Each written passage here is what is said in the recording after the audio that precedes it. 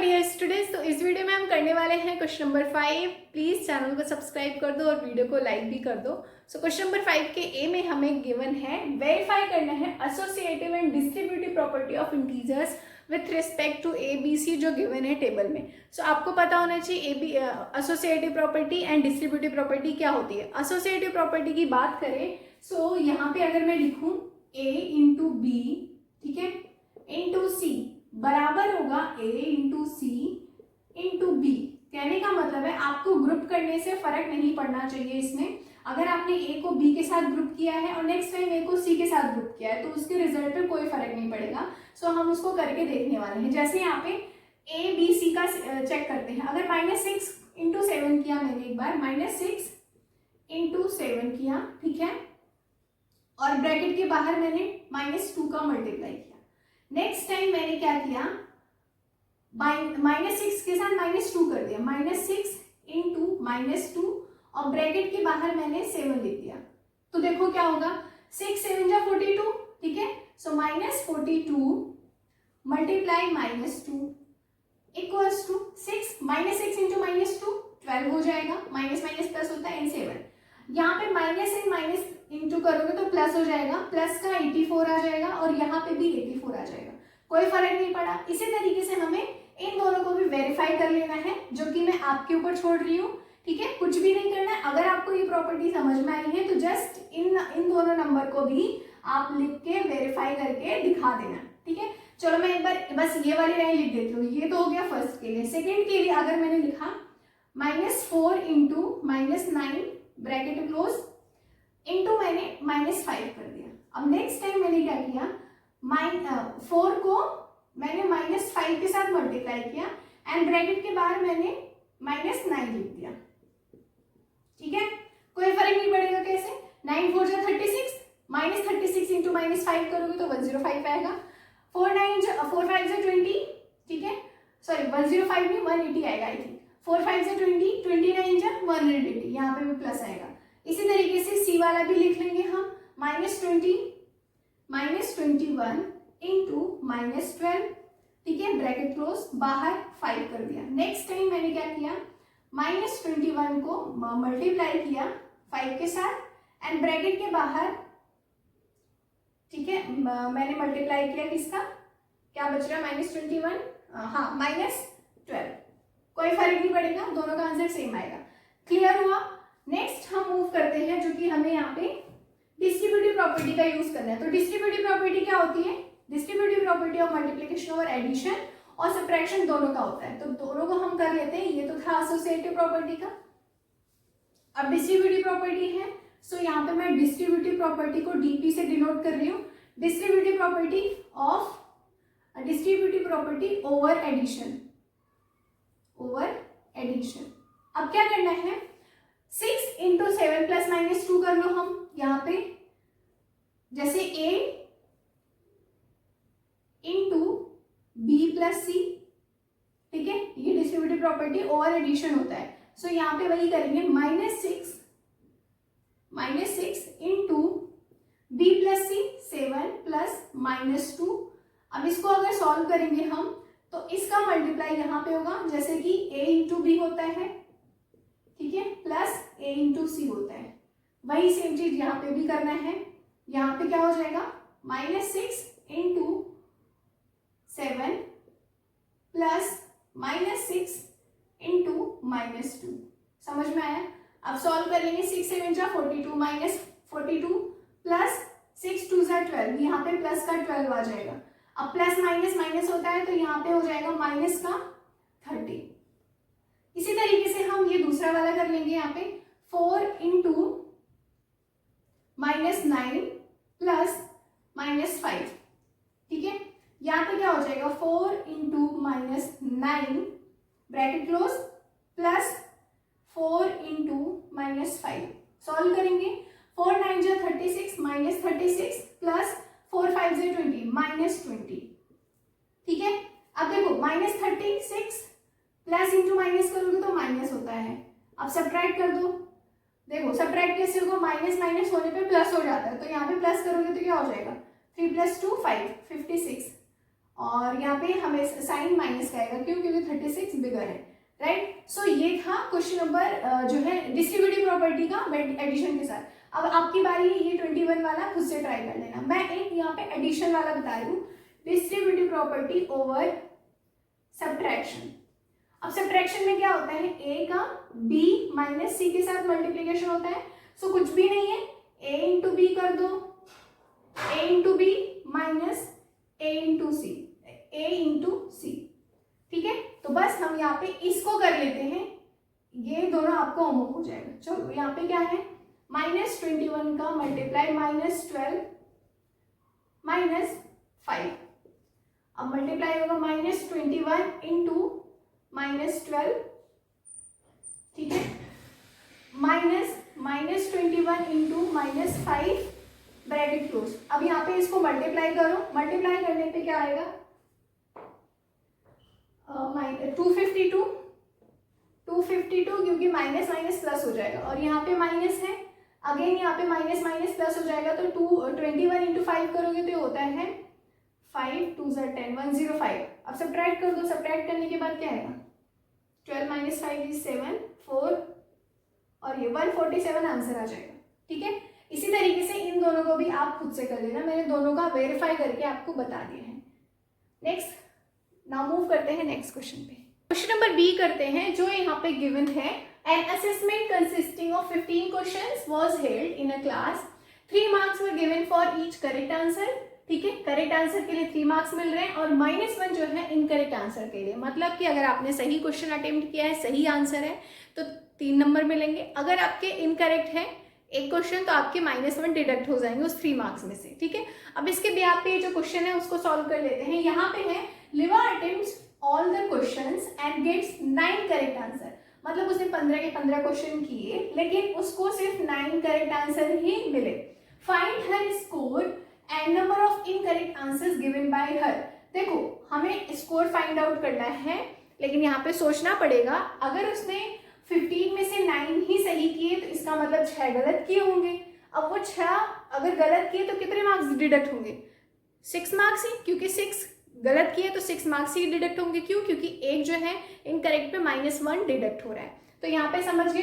तो सिंपल सा हमें पहले तो नंबर ऑफ क्वेश्चन निकालने पड़ेंगे, तो हम 15 में से डायरेक्ट 9 को सब्ट्रैक्ट करेंगे तो 6 इनकरेक्ट है, इनकरेक्ट क्वेश्चन यहाँ पे मैं IQ से डिनोट करती हूँ। 6 इनकरेक्ट क्वेश्चन उसने अटेम्प्ट किए थे, इतना समझ में आया। इन्होंने पूछा find her score and number of incorrect answer, तो नंबर ऑफ इनकरेक्ट आंसर या फिर यहाँ पे IQ, इनकरेक्ट आंसर उसने 6। अब यहाँ पे स्कोर फाइंड आउट करने के लिए क्या करना पड़ेगा, स्कोर फाइंड आउट करने के लिए पहले तो 1 जो है सही आंसर के लिए 3 मार्क्स गिवन है, तो 9 × 3 करो, 9 × 3 कितने हो गए 27। अब यहाँ पे उसको 27 मार्क्स मिल तो रहे हैं, लेकिन उसने यहाँ पे 6 इनकरेक्ट भी तो दिए हैं, तो इसलिए यहाँ पे 6 डिडक्ट हो जाएगा, दैट मीन्स 21 मार्क्स उसको मिलेंगे, ठीक है। समझ में आया। एक क्वेश्चन गलत करने पे उसके 1 मार्क्स खत्म भी तो हो रहे हैं ना, डिडक्ट भी तो हो रहे हैं, इसलिए हमने 6 मार्क्स यहाँ से डिडक्ट कर दिए। पहले नंबर ऑफ इनकरेक्ट आंसर निकाले हमने, फिर वही यहाँ पे सब्ट्रैक्ट कर दिया। नाउ मूव करते हैं सेकंड पे। James get 8 incorrect answers and 7 correct answer, find his score. तो स्कोर क्या हो जाएगा, पहले तो ये देखो उसने कितने करेक्ट है 7, तो 7 अगर करेक्ट है तो 7 × 3 21 मार्क्स उसके होने चाहिए। बट 8 यहाँ पे अगर उसने इनकरेक्ट भी अटेम्प्ट किया तो 8 मार्क्स तो ऐसे ही गए। क्यों? क्योंकि एक जो है इनकरेक्ट के लिए डिडक्ट हो रहा है, तो यहाँ पे माइनस कर दो 8, आंसर हो जाए 13 मार्क्स उसके मिलेंगे। समझ में आ रहा है। नीचे है Syria get 6 correct answers and 5 incorrect answer, calculate करना है स्कोर। तो यहाँ पे क्या हो जाएगा स्कोर, ध्यान से देखो 6 करेक्ट है तो 6 × 3 कितना हो जाएगा 18, लेकिन अब वहां पे 5 अगर उसने इनकरेक्ट कर दिया तो यहाँ पे 5 सब्ट्रैक्ट कर दो। अगर आपको बोला जाता एक गलत आंसर पे 2 मार्क्स डिडक्ट हो रहे तो हम इसकी जगह 5 2 10 करते, लेकिन यहाँ पे 5 × 1 ही कर रहे हैं तो 5 ही डिडक्ट होगा। समझ रहे हो ना मैं क्यों यहाँ पे सेम नंबर को सब्ट्रैक्ट कर रही हूँ। आप तो यहाँ पे 5 सब्ट्रैक्ट करोगे तो क्या हो जाएगा 13 स्कोर जो है इसका हो जाएगा सीरिया, राइट। समझ में आया। जितने इनकरेक्ट है उसका मल्टीप्लाई कर दो नंबर ऑफ इनकरेक्ट क्वेश्चन में, समझ में आ गया होगा। सी है science experiment requires the room temperature to be lowered from 28 degree Celsius at the rate of 4 degree Celsius per hour. What would be the room temperature attained in 9 hours after the process has begun? तो कहने का मतलब है कि room temperature को कम करना है, 1 घंटे में 4 डिग्री सेल्सियस कम हो रहा है, तो 2 घंटे में 8 डिग्री सेल्सियस। समझो इसको। यहाँ पे मैं सोच रही हूँ बेटा, चलो यहाँ पे करते हैं। 1 आवर में कितने कम हो रहे हैं? 4 डिग्री सेल्सियस। तो 2 आवर में कितने हो जाएंगे? 8 डिग्री सेल्सियस। 3 आवर में कितने हो जाएंगे? 12 डिग्री सेल्सियस। 4 आवर में कितने हो जाएंगे? 16 डिग्री सेल्सियस। ऐसे करते करते आप सोचो 4 7 जा 28 को डिवाइड करोगे, 7 आवर में कितने हो जाएंगे? 0 डिग्री सेल्सियस। समझो, 4 आवर में 16, तो 5 आवर में 20, 6 आवर में 24, 7 आवर में 28 हो जाएगा। तो अब 0 डिग्री सेल्सियस 7 आवर में हो रहा है। अब अगर 8 आवर में अगर आप बात कर रहे हो तो कितना हो जाएगा? 4 डिग्री सेल्सियस। यहाँ पे जो है -4 डिग्री सेल्सियस होगा, सॉरी, ठीक है, 0 से अब माइनस में जा रहे हैं। ऐसे ही 9 आवर में कितने हो जाएंगे? -8 डिग्री सेल्सियस। अब उन्होंने पूछा 9 आवर्स में कितने होंगे? What would be the room temperature attained in 9 hour? तो 9 आवर में -8 डिग्री सेल्सियस होगा। मैंने करके दिखा दिया, ठीक है। तो आई होप आपको ये question number 1 2 question number B और सी समझ में आएगा। क्वेश्चन नंबर डी है यहाँ पे, a housewife along with a group of ladies sold bag of different sizes.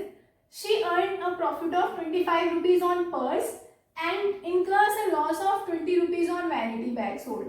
तो यहाँ पे उसको प्रॉफिट पर्स पे हो रहा है और वैनिटी बैग को सोल्ड करने पे 20 रुपीज का लॉस हो रहा है। तो देखो इस क्वेश्चन के बिहाफ पे यहाँ पे ये क्वेश्चन गिवन है, उसको सॉल्व करना है। She received an order of 1050 vanity bags and 1000 purse, मतलब इतना वैनिटी बैग का और इतने पर्स का उसको ऑर्डर मिला है। पूछा गया है लॉस या फिर प्रॉफिट। तो पहले तो निकाल लेते हैं। यहाँ पे क्या करेंगे हम? 1050 में मल्टीप्लाई करेंगे। पहले तो हम वैनिटी के लिए निकाल रहे हैं, vanity, V for vanity, 1050 vanity bag के लिए कितना उसको लॉस हो रहा है यहाँ पे? 20 रुपीज का, ठीक है। अब इसी तरीके से हम पर्स का निकालेंगे। पर्स का कितना है? 1000 इंटू कितना? 25। तो इसको मल्टीप्लाई करेंगे 25,000 आ रहा है, ठीक है, रुपीज। और इसको मल्टीप्लाई करने में कितना आ रहा है? 2 5 10, 2 10 20 प्लस 1, 21,000 रुपीज। तो देखने से ही लग रहा है उसको प्रॉफिट होगा कि लॉस होगा। ये लॉस का है और ये प्रॉफिट का है। समझ रहे हो कैसे? क्योंकि उसको वैनिटी बैग पे लॉस हो रहा है और पर्स पे उसको प्रॉफिट हो रहा है। तो अगर 25,000 का उसका प्रॉफिट हुआ है लेकिन 21,000 का लॉस हुआ है, तो ज्यादा क्या है? लॉस। तो यहाँ पे हम निकाल लेंगे। आप एक काम करना, इसके इक्वल में लिख लेना। एक सेकंड में लिख ही देती हूँ, नहीं तो फिर आप कंफ्यूज हो गए। यहाँ पे सिंपल लिखो 21,000 रुपीज लॉस, लेकिन यहाँ पे पर्स पे कितना हो रहा है? 1000 into 25 equals to 25,000 profit. Overall हम निकालेंगे अगर उसको प्रॉफिट हो रहा है तो यहाँ पे 25 माइनस 21 इक्वल्स टू 4,000 रुपीज का उसको प्रॉफिट हो रहा है। दैट्स इट, ठीक है। सेकेंड है, how many purse must she sell to have neither profit nor loss if the number of vanity bag sold 750। अगर उसने 750 वैनिटी बैग को सोल्ड किया है तो हमें निकालना है कि इतना कितना पर्स उससे वो बेचे कि उसको बराबर हो जाए, मतलब बैलेंस हो जाए। तो हम निकाल लेंगे number of vanity bag sold करने पे उसको कितना लॉस हो रहा है। 725, 750 मल्टीप्लाई 20, ठीक है, क्योंकि वैनिटी बैग पे इतना लॉस हो रहा है तभी तो निकालेंगे ना यहाँ पे कि कितने टोटल उसने कितने रुपीज में बेचा है उसको।